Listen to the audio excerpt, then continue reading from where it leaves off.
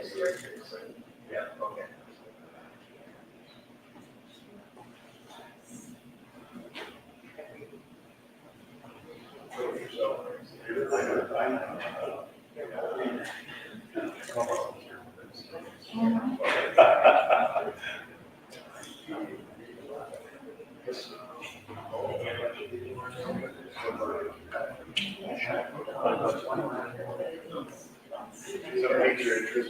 Yes,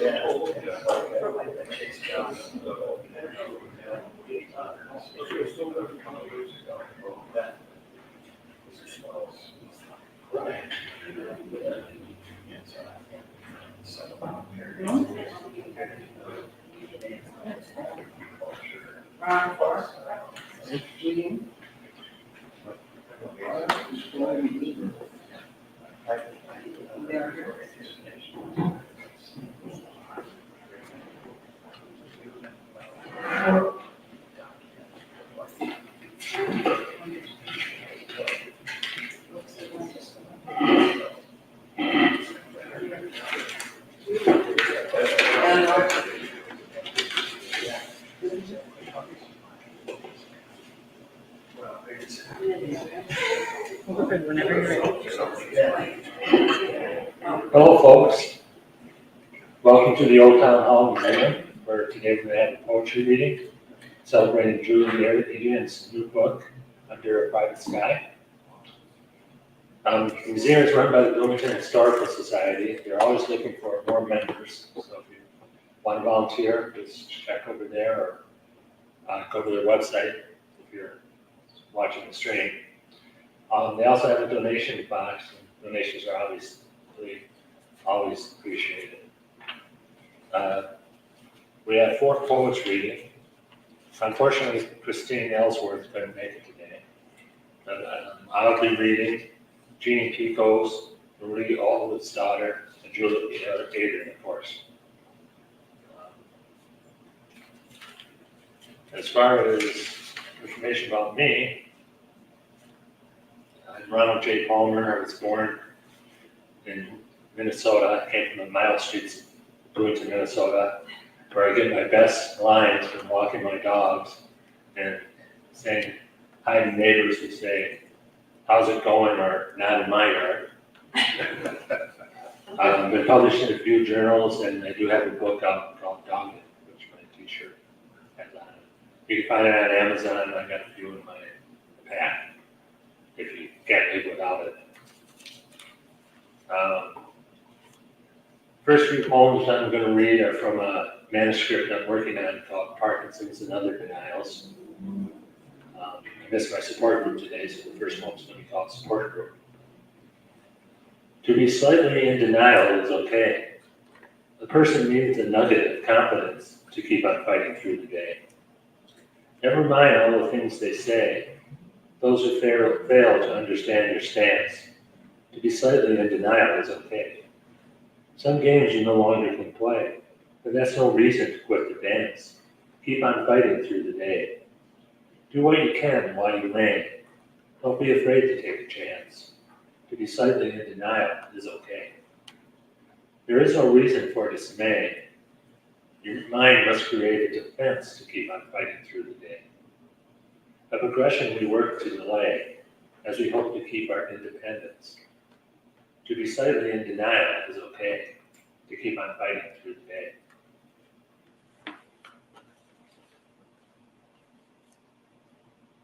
Next poem is called Looking Forward. Someday my toes may curl up, or even my fingers. Someday it would be so easy for me to simply fall down. Hopefully no one will be looking. Today I should practice getting up. Someday I will realize how important those movement exercises are. For now I walk in mindfulness, making sure I move my arms as I walk in the correct way. Someday you won't hear me when I talk. Or read my writing, but then you can't read it now. Someday the pills will lose their effectiveness, the tremors will become consistent. Someday I may be carrying a card that says, "I'm not drunk, just Parkinson's, officer." Someday I may not move at all. But for now I will do what others do, continue to strive. And here's a sonnet. In disgrace with fortune. If only the world would hold me up when I come undone with disruptions, when plans and wishes fall out of my cup, and all I see are life's complications. My burdens like heavy snow on a tree, bending branches, ostrich-like to the ground. I know what it's like to hide, to try to flee, to try to disregard any bitter sound. But no matter how I adjust my pace, what streets or paths I travel down, dilemmas arrive and I must face. This is my life, this is my town. So far, each hardship I have survived, sometimes admitting, glad to be alive.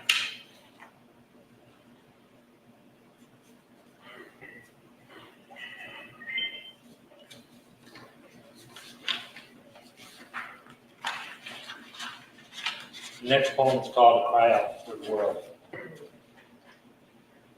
Tear-stained eyes red, somewhere a chrysanthemum lies dead. The moon shadow deceives, somewhere another shooting makes the news. Despite all who grieve, should we be grateful that it is still news?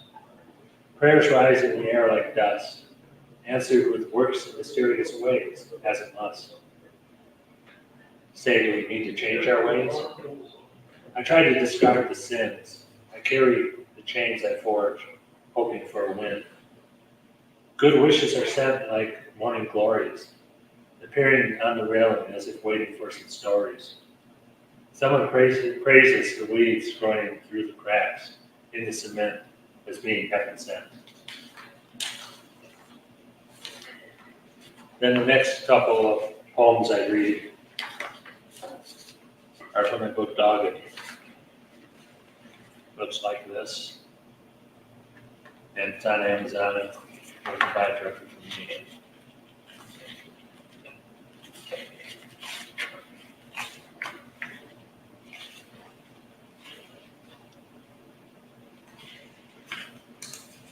Have to find the page. The first one is about a lab husky mix that I produced. The Ways of Trinity.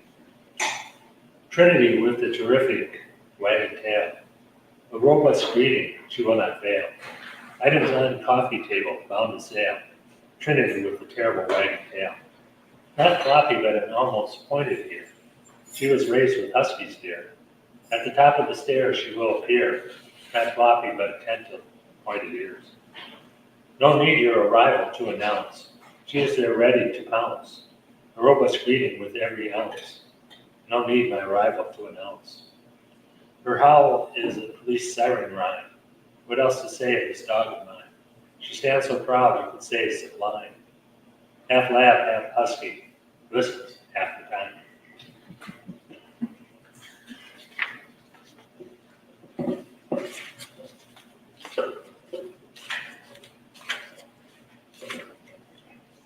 And the last poem I'll read is another looking forward poem.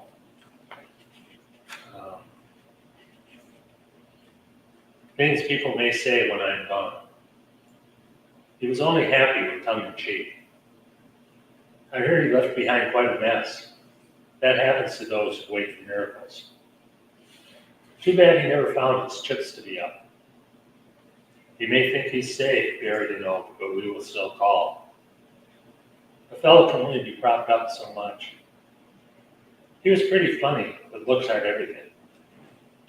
He didn't die, only evaporated as if misery turned to mist. Have you noticed the air quality's improved? Strange that no one knows how he liked his coffee. His spirit had a spark. It showed half past the full moon. He is in heaven with a bag of dog biscuits, greeted with many howls. I assume he was trying for an Emmett Kelly appeal. Many times silly, but once in a while he made sense, good sense. He once had grass on his yard. He once had hair on his head. There seems to be a shine, absence from this room, a reflection missing. Ron, who? Next poet up is Jenny Picos. She is the author of Buoyancy, a memoir which won Best Autographical Memoir from Midwest Independent Publishing Association in 2019. She's an award-winning poet and arts activist. She has performed in venues all over the state. She works as a media writer, video producer, and communications director. She was the subject of the documentary Buoyancy, Living Between Two Elements. Take it away, Jeannie.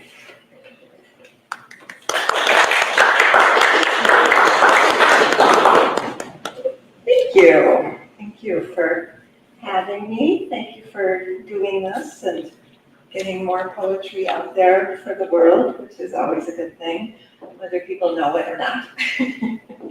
So I am going to read from Buoyancy, which is my memoir. It's a beautiful spring day, sunny and warm.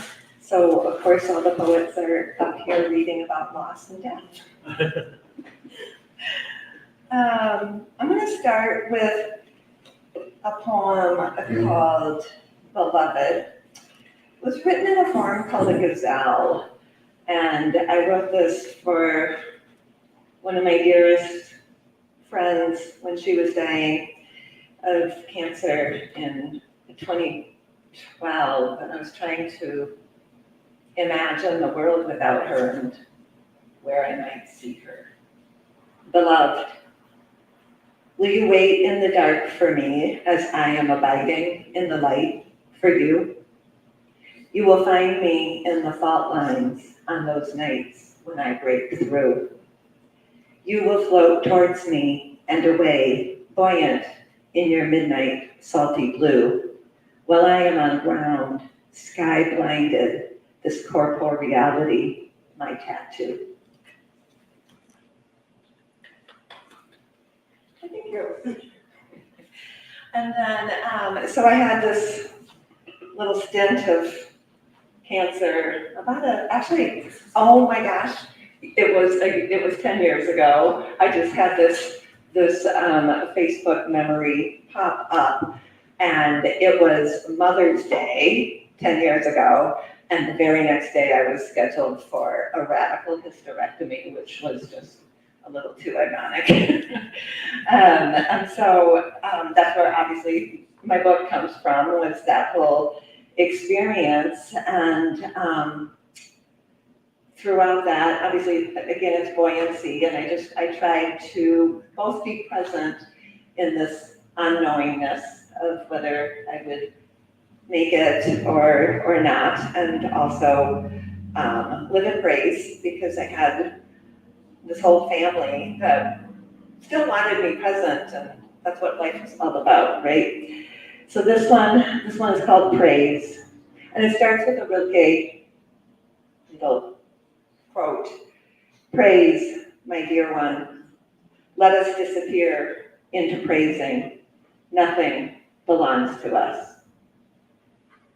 Does not even this body belong to me, or I to it, my imperfect machine? No warranty, and all this work that's done for me.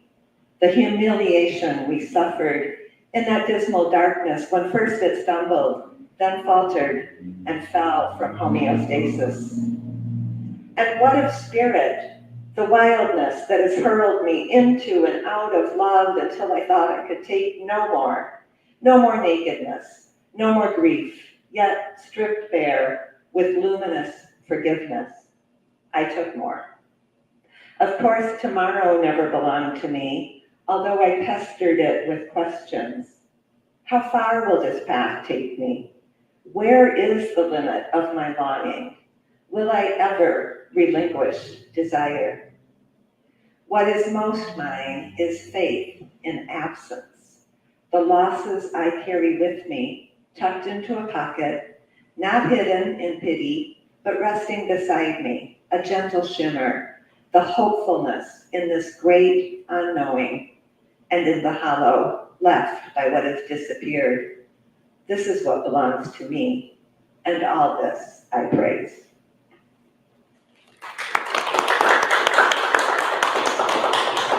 Thank you. And then Buoyant was the first poem after my diagnosis. And this starts with a little epigram by Rumi. Feel the motions of tenderness around you, the buoyancy. I have set sail on a boat of promises. It appears it might be leaking. The night is dark, my way unmapped. Here in this ocean of dreams, there be monsters. Unseen in the deep dark below, they are briny and clawed. I am floating above them in my vessel of transformation. The wind is with me, my sail is set. I am heading toward a shore of stars, sparkling in the sand.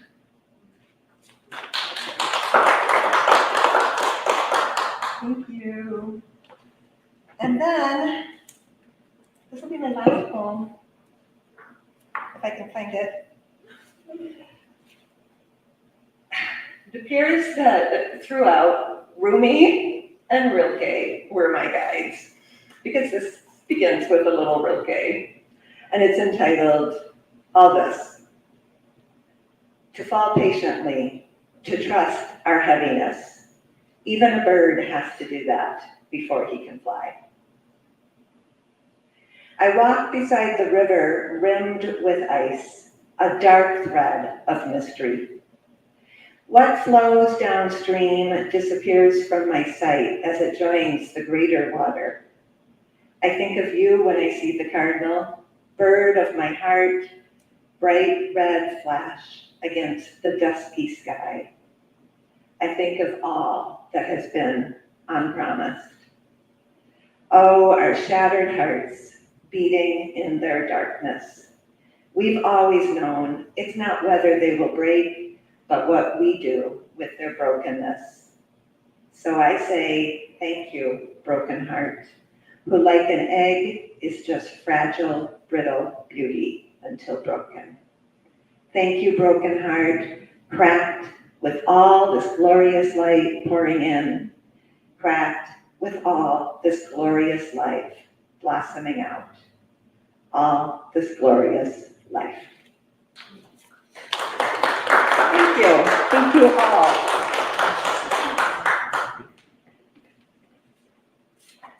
All this glorious life indeed. The next poet reading would be Marie Olafsdotter. She's a Swedish-born artist and poet. She's authored the award-winning Sophie and the Heartmender. Her poems have appeared in several online journals, and most recently in the chapbook, The Treefold of Angels. Marie's accolades include a Minnesota Book Award, a Lofton Mentor Series Award in Poetry, and grants from the Minnesota State Arts Board, the Jerome Foundation, and the Metropolitan Regional Arts Council. Marie has worked as a teaching artist for over 25 years. Her website is www.marieolafsdotter.com. Take it away, Marie. Thank you.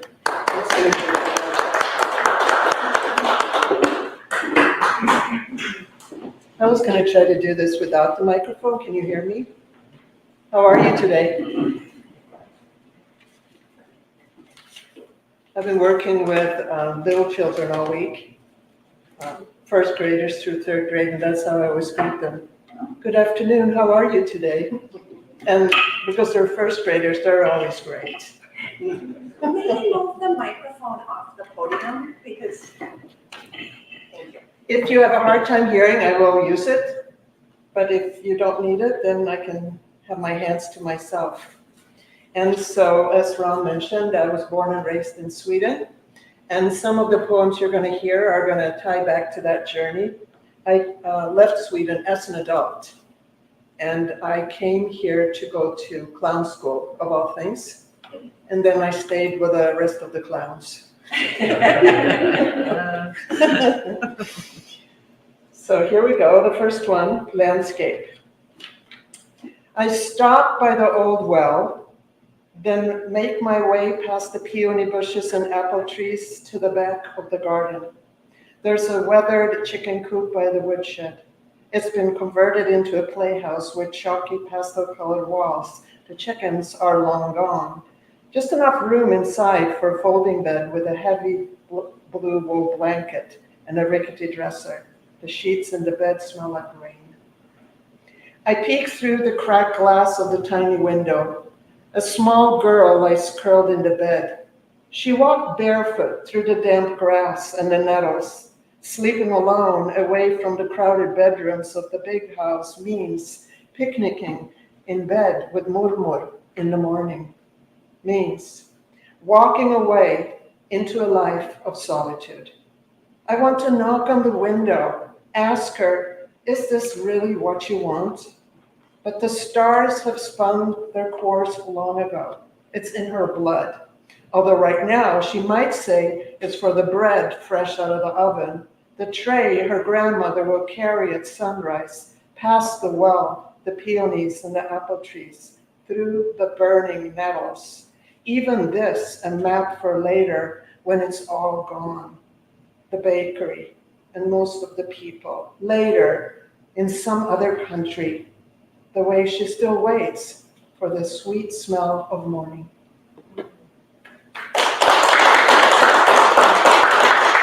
Thank you. So Murmur, you probably realized, referring to my maternal grandmother. And this one is for my father, postcard. The Baltic Sea exhaled. An old man fell off his air mattress, shocked by the cold waves. His heart stopped. My father asked me to hold a stamp for the postcard he'd been writing. Chased by dust clouds and long shadows, he leapt across the sand dunes and knelt by the body on the shore. As if the stamp was a matter of life and death, every time the sea takes a deep breath, something to hold on to. When the sea exhales, the girl who's lingered in the hot sand picks up the card, sees the faded word. She attaches the stamp, looks out over the dark sea, looks at the picture on the card, says, I remember you this way, tall and strong, walking across the water. Thank you. And now, cherry tree. The wind parts the cloud, and I follow the flight of an insignificant bird that suddenly disappears. I hadn't noticed the crack in the sky before, or that my dreams were gone. I peeked around corners searching for something like you do, looking for a building in a town you used to know, a tourist getaway where the familiar haunts have moved to the harbor, or an overlook crowded by stalls with knickknacks, cotton candy. You find a book lodged in the back of the bookshelf, dust off the time-worn cover, open it and read, I don't want to live here anymore. Not in this way. Not in this book. Not in this story. The day wore wedding bells when I buried my dreams. I had tilled the soil in the garden, turned my memories into compost. The cherry tree grows there now, with flowers that emit invisible light. It holds hands with the wind, promises for small gray birds.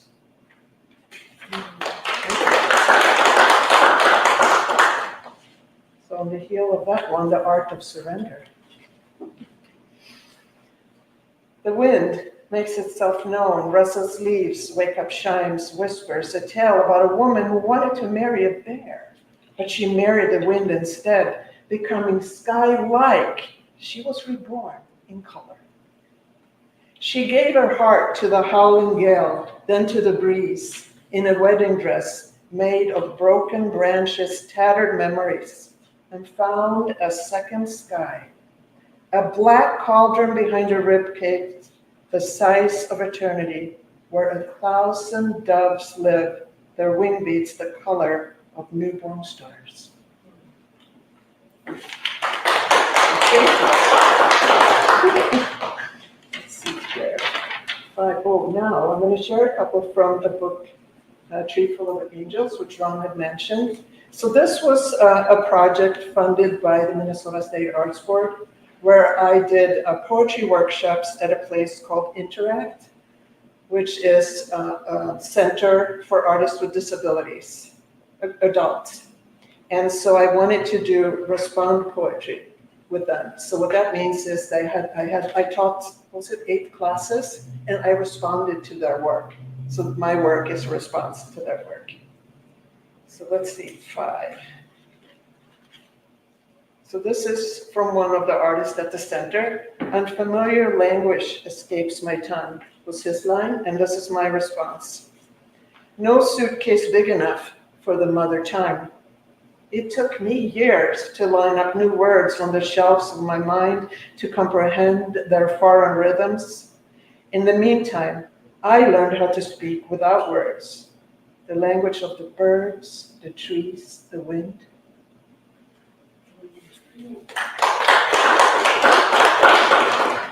I have a lot of wind in my poems.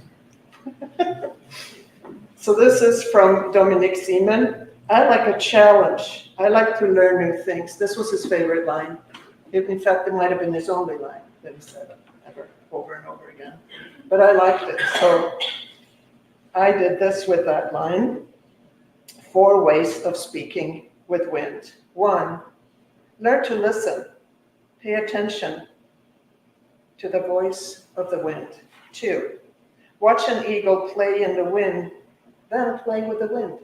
3, when the winds pick up, trace the source.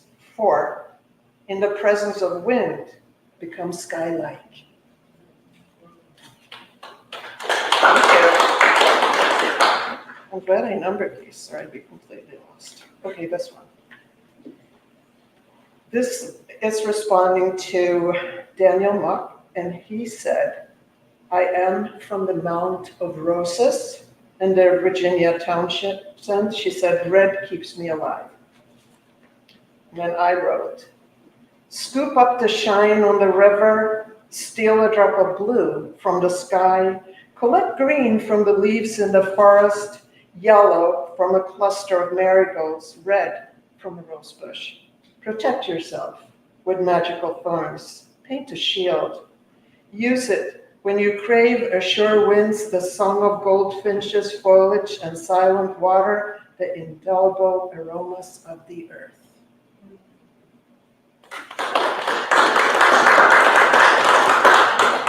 I have one more. Do you want to hear one more? Last one? This was a last minute thought, because I was going to end with the one I just read. It seemed nice, but then I thought of green ink. 100 small doors swung open in the trunks of the white oaks near the river, revealed a world of slowness and green light, away from park benches, allergens, gossip, and busyness, spun out of control. I pocketed as much as I could, filled several glass bottles to the brim, stored them in the medicine cabinet. At sunrise, a green wind swept through the house. The sound of broken glass woke me up. I heard a wood nymph mutter to herself, wading through a meadow that had sprung overnight in the living room. The wildflowers disappeared, but I wrote all of these poems with the green ink she left behind.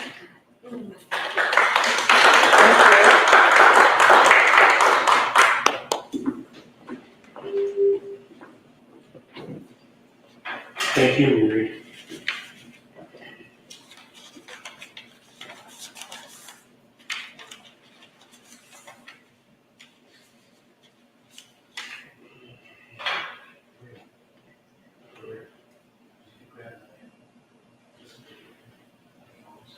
Right?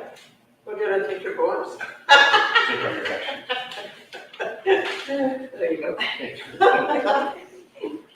We're gonna do a response poll. There we go. Okay, finally we have Julie Adrian, who's an author with a truly unique voice, who paints human and nature stories with words on the page. When deciding on her first book to write, she chose a hidden story, one that is more difficult to tell, Under a Private Sky. It's a story woven in verse. It harkens back to where she grew up beneath a canopy of trees atop a hill on a private trail.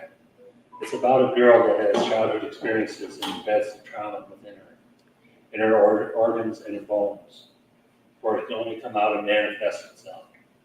This suffering is simply a part of life, How Do We Walk So No One Suffers Alone? Julie Adrian is a writer and educator living in a small farm in Minnesota with her family and dogs. She shares poetry with youth to bring a better poetic world forth and grow greater consciousness in a culture of writing. Please feel free to visit her website, www.juliaadrian.com. And I think there's a link there for her book, so you can purchase it. Take it away, Julie.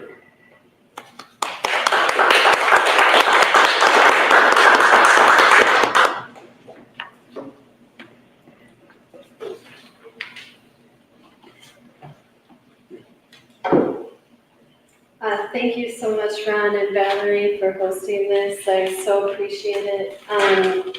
This story is just a very special story to me. It's woven through poems. And once again, it's just a story that it's almost a hidden story that wishes to remain untold. And when I've spoken about this book, with different friends, different people, they in turn have told me about their story, their hidden story.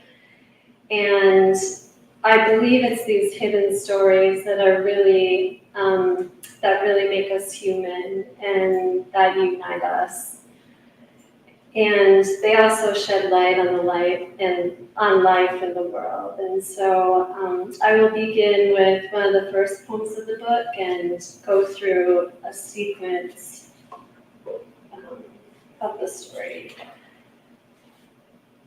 Table under a tree. I lived at home outside in a cow pasture for 18 years.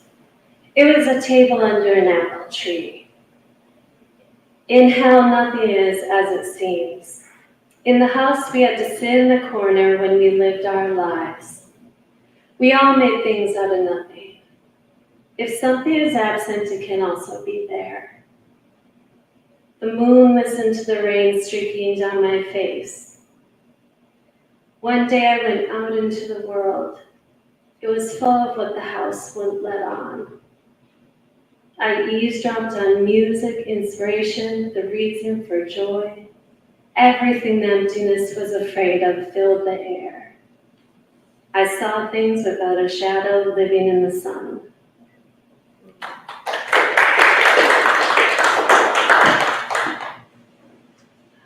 Human. Every summer she cried like the wild sea in the wind at her mother looking in the mirror, hoping somebody would hear. She shouted, "You don't love me," which sounded like swear words echoing in her ears. Hid in her mother's closet from a fiery dragon who said, "There's not room for you." The echoes of a stranger's name turning into television. She ran down the deer paths the hunters shared, the hours which felt like days bouncing on a rope of midnight shoulder. Grief fell out in the moonlight. She headed back through the cow pasture, sidestepping fresh landmines, came upon the table she had dragged under the old apple tree the farmers saved, bees swirling saccharine bouquets, it flowering fungus, a friend who knew prison before it deserved to see the sun. "You are human," it said. "This is your earth too."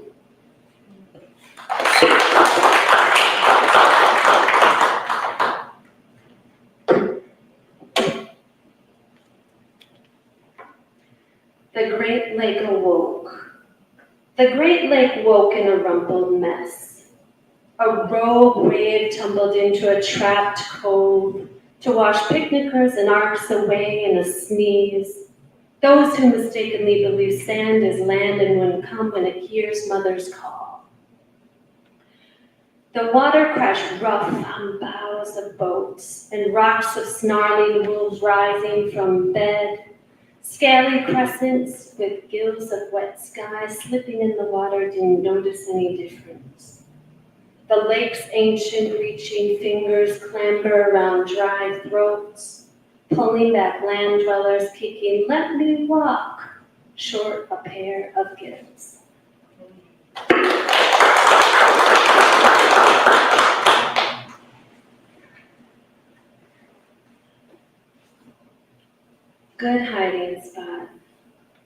the child hid to be herself for a while. She wandered wide and afar across the world and time without an airplane or wings.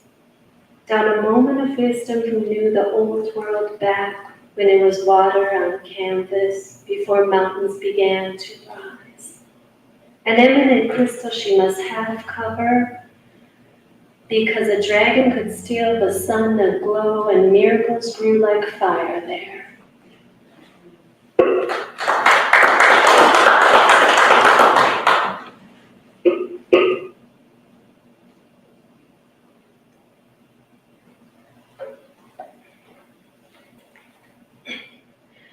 Stories. Stories may hold life by the teeth, you know, tucked away like stolen pieces of truth, delivered from a mouth or movement or lack of song or movement or shadow from long ago. Stories packed away in the body's cavities, the closet's crannies wherever room may be, beneath the right shoulder or in the heart, when like a hollow tree or without blossom to attract the bees. We often must break to heal. Stories opening down rivers, pooling into red seas and knees or in the soles of bones of feet like little fish. Stories abridged in little moments separating from the origin, pouring out into the sky, absorbed by love and light, tucked in small pockets of wind that can soothe and mend into a silky strand of an earful of hope.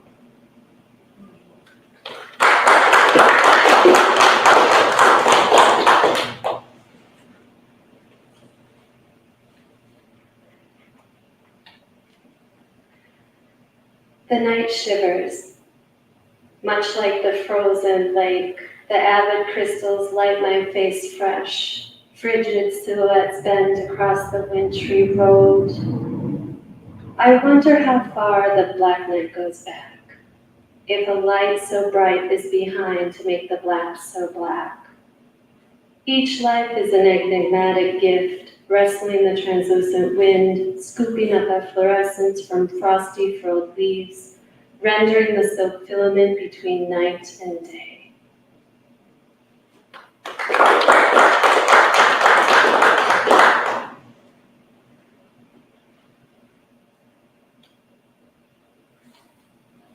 Gray wolves. The gray wolf may still rule the night.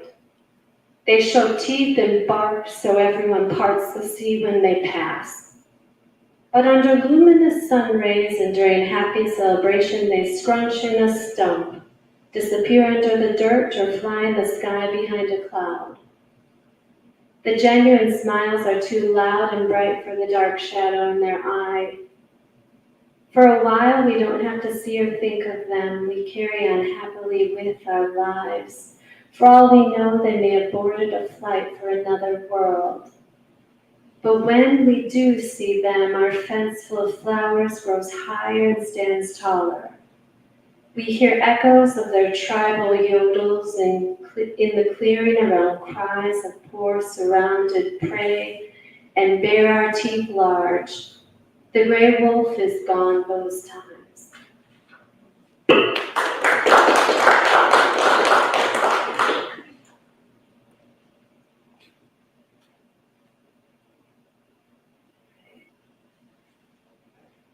Barbed wire spools. Spools of barbed wire furled in rust, ready to trip children following a red admiral off an enchanted path and send them to bed, with their large eyes roaming in a dream, their feet walking up the stairs to a cloud. Saved by hoarders who forgot time uses things too, like the gray squirrel diligently collecting acorns and morsels for long winter months, and bees busily visiting the last flower to find nectar before frost, building up a pantry and cellar full of bags of goods saved for when we need it, like a good story or a poem that shares in the world, to hold in your pocket every wonderful thing in life.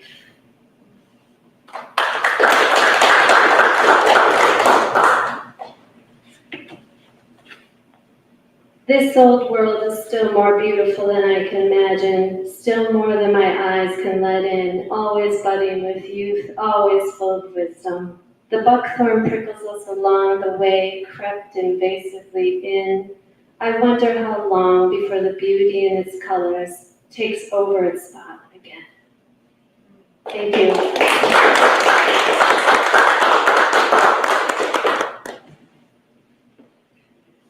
Thank you, Julie. Once again, the book can be purchased. There's a link on Julie's website. Beautiful stuff. Thanks all of you in the audience. Thanks for you watching online. Thanks to Valerie Lockhart of the Minneapolis Television Network for streaming it. Thanks to the Old Town Hall for allowing us to use this space. Many poets out there in the Twin Cities, this is where we hold our workshop group, the third Monday of every month at 6 p.m. So if you're interested, feel free to show up. And that's it. Have a wonderful day.